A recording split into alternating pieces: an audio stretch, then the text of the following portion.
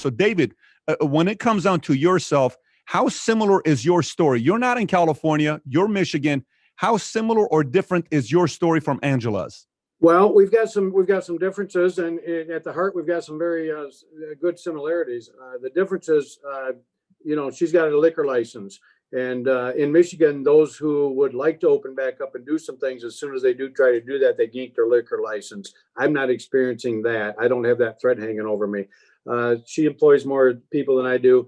I bought this later in life when my kids were raised, and me and my wife were just paid it off and trying to do a little pension pad here for ourselves. And it's her and I, and my son helps out. And then I got 2 cooks and a waitress. We laid off 2 of them right away back in March. Back then, they had the stimulus package and they were getting the extended benefits with the unemployment amounts. And that seemed to sustain everybody, probably more than it should have, I got to say. But people come out and they supported us. We're more of a small, tight knit, hey, we only see 40 people. So we're on different spectrums here a little bit. But with the traffic flow we have in the neighborhood we have, it's worked for us for 12 years. And to watch it slowly erode over the course of the summer, and even at half capacity, the customers were supporting us with takeouts. Well, when the unemployment ran out, the stimulus monies ran out, we get into fall time, and we were doing okay. And then we got into the return of the school students, maybe Halloween. A lot of surface contact things there that I seen kind of would start exploding these numbers, and they come right back on the same small segment of the economy and said, "Hey, basically you're to blame. We got to shut you down again." And out here we're different because we don't have the sunlight and the heat and the warmth. Yeah. She's got a perfect scenario out there to dine outside with the sanitization measures. We don't even have that opportunity, and to have them shut her down, I don't understand. I want to show your video. I want to show your video for the audience to see, and as well as Angela, she hasn't seen it yet, because your videos is, it was impromptu. You weren't even ready for it. It just kind of happened. I want to share this with the audience because it's a very interesting setting on what happened with yours. Somebody's telling the news, and then all of a sudden you walk up on them, and then this is what takes place. News Channel 3's Notorious Haywood joins us live in Portage with the details on why the judge said no. Here on this Café. Notorious, is everything okay? Okay. Our government leaders have abandoned me. Are you the owner? $4 trillion of stimulus money. They gave it to who? Special interest groups and campaign donors. I'm Dave Morse. I own the place. So what's going on? What's going on? You know what's going on. Tell me. You tell me. Hey, we got a government that has taken the stimulus money. They gave it to special campaign donors. They gave it to special interests. They abandoned me, and they have put me in a position where I have to fight back. So you could have given me money. I'd gladly walk away for 60 days and let this virus settle down. I'm not going to do it alone. Okay? Are you going to continue to violate the state's orders and stay open? State order. This isn't an order. This is a conspiracy. This is a tyranny. What do you want to tell other restaurant owners who... Wake up. Stand up. This is America. Be free. It's time to rise up. Got you. Got to rise up. Shut it all down, or don't shut any of us down. That's the only way to get control of a virus. Angela, what do you think when you see his reaction here in the interview? I say amen. Amen. That was a little different style of passions we had there, but...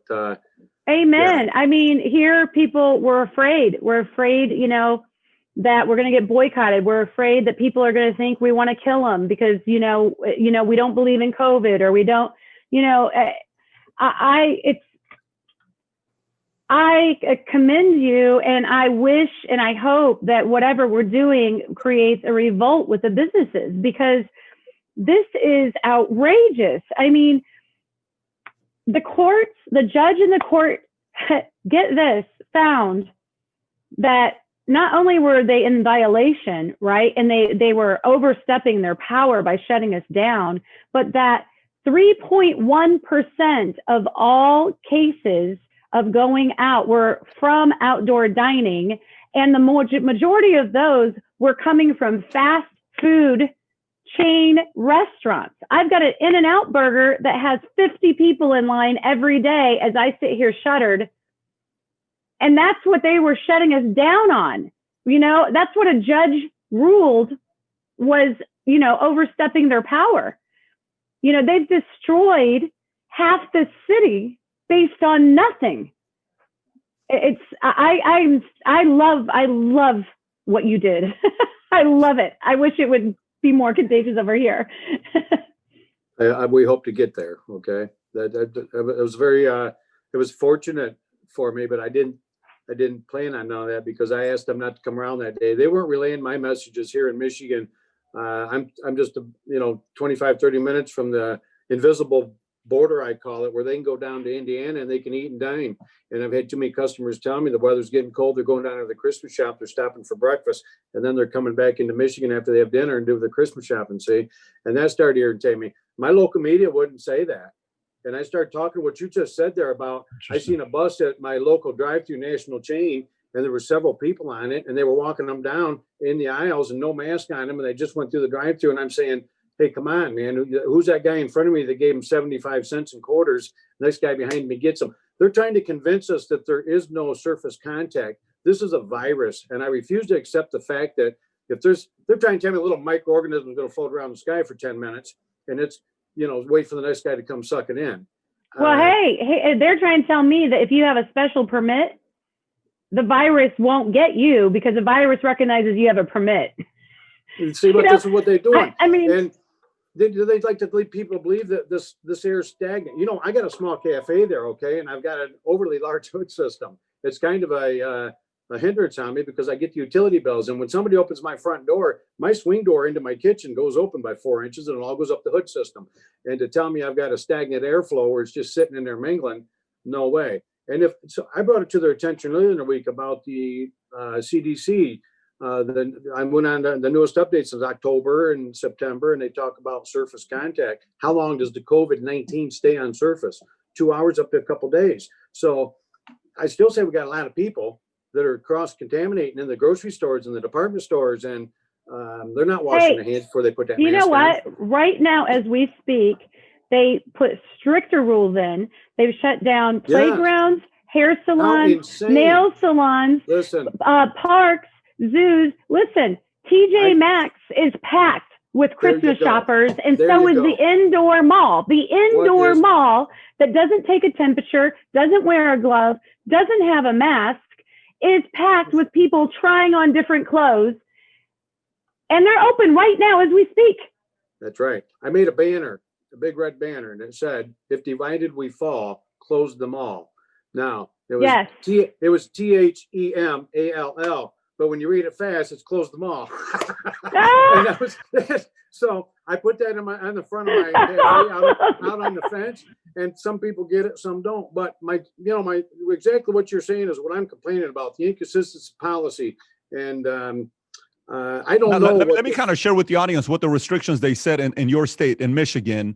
Governor Whitmer, your governor administration on Sunday ordered high schools and colleges to stop in-person classes, close restaurants to indoor dining, and stop organized sports in a bid to curb Michigan's spiking coronavirus cases, right? These restrictions started November 18th, Wednesday, in the last 3 weeks. Then continues, for restaurants and bars, dining service likely will not be allowed to resume with the current set of restrictions expires on December 20th, Michigan Department of Health and Human Services Director Robert Gordon says. On the bottom, Justin Winslow, who's the president and CEO of the Restaurant Association, he said the following. He says, "We firmly believe there's a better approach, one followed by 45 other states that doesn't use blunt force closure of a single industry to resolve a shared crisis." He pointed out that Michigan restaurant dining rooms will be closed for 118 days in 2020. That's nearly 4 months. By December 20, the restaurant industry lost $8 billion in sales and laid off 75% of its workforce for that time. What has changed since that day when your video went viral on Twitter? What's changed, David? What's happened to you? Nothing. They just extended it. All they did was extend it. Now, if there's things changed for me personally, believe me, I didn't expect that to go viral. That was a big surprise, him being there and me surprising him. And he kind of surprised me when I pulled in to drop off goods. There's a lot of things that's changed in my personal life where all of a sudden I'm able to kind of encourage people to stand up in the cafe. It's been tremendous change. We've had so much support, so many people coming. And, I like to say, and we've had, on the first part was kind of negative for me because on a personal basis, people like to attack you. They think that you're the one spreading COVID. You're out to kill society. Yeah. And I've had death threats. you know, it's when my grandchildren have to read that, it bothered me. It hurt my heart a little bit. And I asked my dog, just don't let them read it, because anytime you're going to stand up to something that then you know that you've been pushed to the point and you're true in what you're doing, not everybody's going to like that. Okay. You can't ever be 100% popular, but you got to do it. And we got to teach our kids. We're doing this for our grandkids, by the way. I don't want people to forget this. I'm after my liberty. I want it back. I want my freedoms back in this country. I want us to have the right to choose. And the people that abused me verbally on the social sites, it was pretty easy just to say, I don't pull you into my cafe. I don't go out and twist your arm and yank you in here. Okay. And we have continued to defy. They took my license a couple of days ago. Wow. And That's you know where I what? was going to go next. That was my next question for you. So here's a question for both of you. How concerned are you knowing both of you are in an industry where you, Angela, on this side, you have a liquor license and you need licenses, you need permits, you need certain rating, you need certain things to happen. And that's led by the local politicians, local, whoever government employees that may be. How concerned are you that if they really wanted to push you around, they could? You know what? Well, I'm sorry, but my response to that is I'm 59 years old. Okay. I've struggled. I won't say I've struggled, but I've pulled myself up by the bootstraps many times. And I've worked too hard for somebody to push me into that corner with no say so and drive me into bankruptcy and then think I'm going to go away quietly and forget about me. I will do my best to raise the troops in this country. We are due for this, and I'm not going to fear this. I keep thinking back to when my grandfathers and forefathers fought for my freedoms. And the older I get, the more important that becomes to me for my grandchildren, my great-grandchildren. And we can't fear this. And that's what I'm telling you. You can't fear the consequence. If we all come up together, and I know the problem. I know your problem, and I know our problem here. I got friends that own these, like I say, restaurants with liquor license. It's a little more difficult. They'll be the next step, but somehow we got to bust the barriers, and we can't fear that. We just can't.